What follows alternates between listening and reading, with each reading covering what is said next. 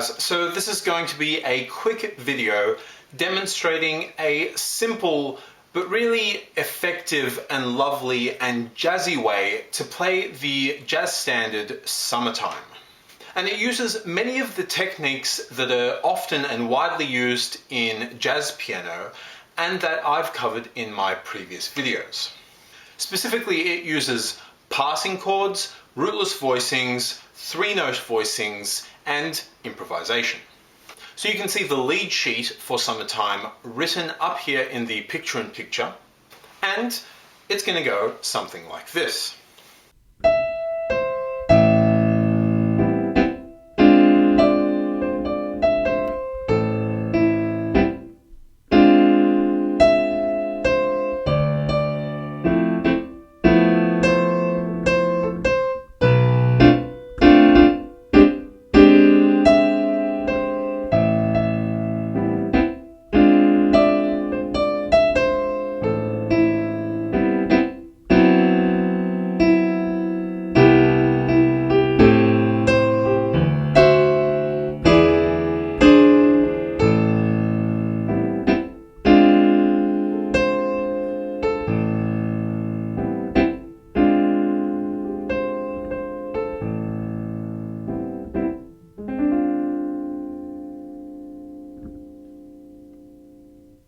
Cool, so I'll show you the voicings I was using in a second, but if we have a look at this lead sheet, you'll see that some of the chords are in brackets. Now, I've used these brackets to indicate passing chords.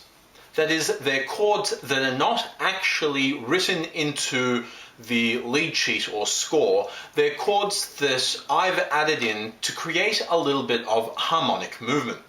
For example, this song actually starts with 4 bars of the Am7 chord, which is a little bit boring. So in order to create a bit of harmonic movement, we insert a B-flat 7 chord in bars 2 and 4 and kind of alternate between the two chords.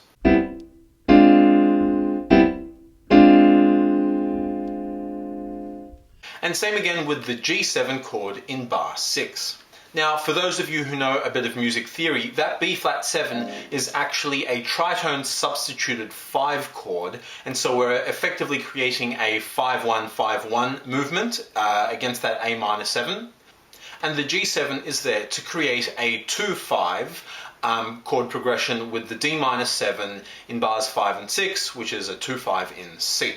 But if you don't understand that, don't worry about it. So up here, I've written the notes or the voicings that I was using for each of those chords. Now, for the first 3 lines of Summertime, I was just using rootless voicings.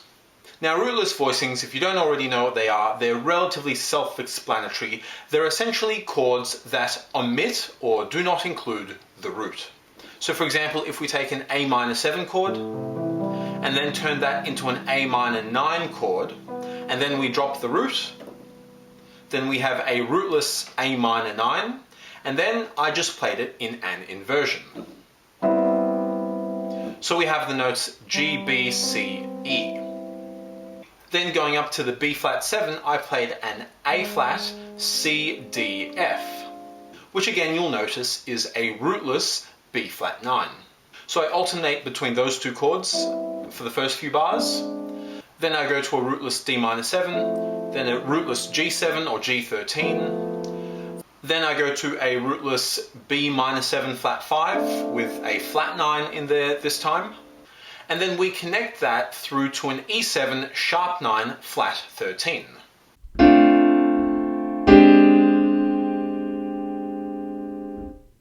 So if you were sort of listening and watching my fingers, you'll notice that all those chords connect to each other really smoothly. That is, they have very smooth voice leading. And that's partially what makes this particular chord progression sound really nice. So we start on that Am7, then our whole hand, all 4 fingers, keep the same shape, but then just slip up to a B-flat 7. Then back down, then back up. So you've got the same shape, and you're just really slipping up and down using that shape, so it's connecting really smoothly. Similarly, with the D minor 7 to the G7, only one note changes. And with the B minor 7, flat 5, going to that E7, the middle two notes stay the same, the outer two notes move further out. So again, that all sounds really, really nice. If we continue on to the third line, we again have that A minor 7 going to that B flat 7, back to the A minor 7, then to the D7, and to get there you only need to move one finger, that G going down to an F sharp. So again, you see very smooth voice leading. So up until this point, the first three lines of the song, we've just been using exclusively rootless voicings.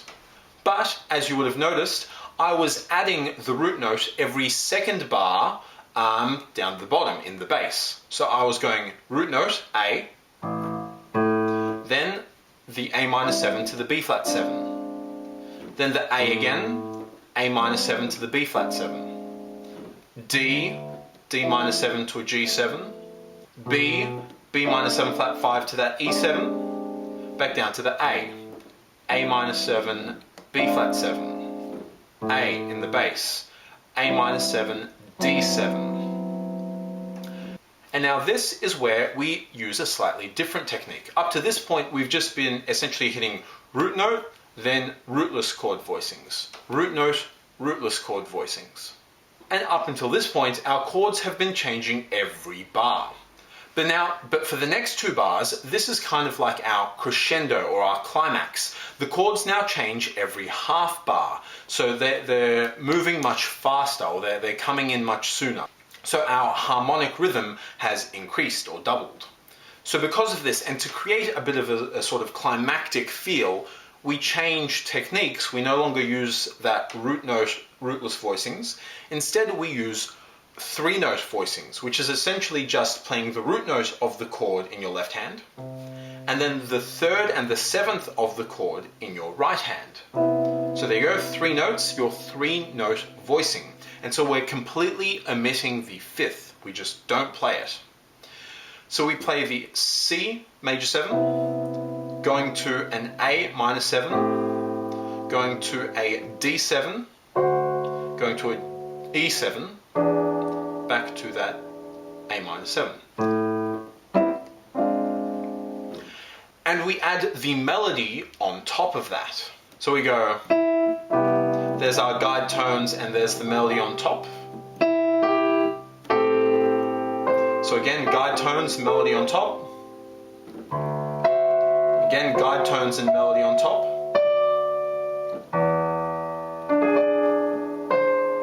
Again, guide tones, melody on top. And then we slip back into that root note and rootless voicings.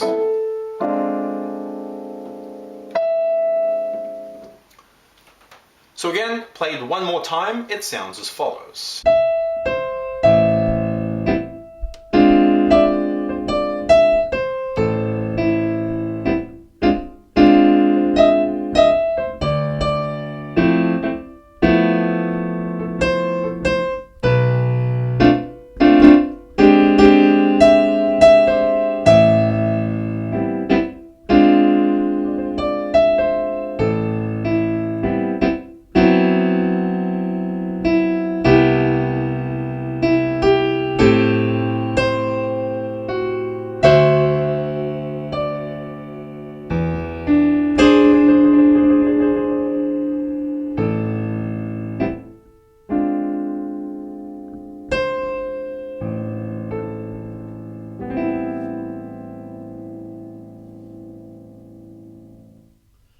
So hopefully you can kind of hear that little crescendo or climactic bit towards the end there, where the chords move a bit faster. Even though I really slowed down and pulled the tempo back there, so that I'm sort of playing this song rubato, I guess, that kind of just emphasized it even more and made it even more sort of climactic. So that way, not only do the chords change more often every half bar now, we've also changed technique and we've changed the tempo. And those three things together really help to emphasize that little sort of climactic bit before you resolve to that root note and go back into your rootless voicings. Cool, so that's largely it. That's a nice, simple way to play Summertime using a couple of very widely used jazz techniques. Now again, I do have separate videos on all of those techniques, passing chords, rootless voicings, three-note voicings, tritone substitutions, a whole series on improvisation. So if you didn't understand any of that, feel free to go back and have a look at any of those specific videos. But otherwise, take these ideas, take these techniques and apply them to either Summertime or some other song that you're learning. And of course, finally, we can also add improvisation on top of this. So again, we're not going to change anything in our left hand or our harmony. We're going to play the exact same thing, but instead of playing the melody, we're going to now improvise. And to improvise over this song, I would use just the straight A natural minor scale or a blues scale, which also sounds really nice. And when I'm improvising, I always like to refer back to the melody somehow. That way you kind of create a link between your improvisation and your melody rather than just playing random notes. And so if you've been paying attention, you would have noticed that we play kind of the harmony and the melody in a little bit of a sequence. So it kind of alternates between melody, harmony, melody, harmony, melody, harmony. We start with the melody, then the harmony comes in. Then the melody comes back, and then the harmony comes back. Melody, harmony, melody, harmony. So we're kind of alternating between the two. And so I like to improvise in a similar style, right? So you play the harmony, and then you improvise a little line. So instead of playing the melody, you improvise a melodic line. Then the harmony, then some more improvising, then the harmony and improvising. And not only does that have the benefit of giving you a kind of a link back to the melody and providing a link through the melody to your improvisation, it's also easier to play because you can kind of think of one thing at a time.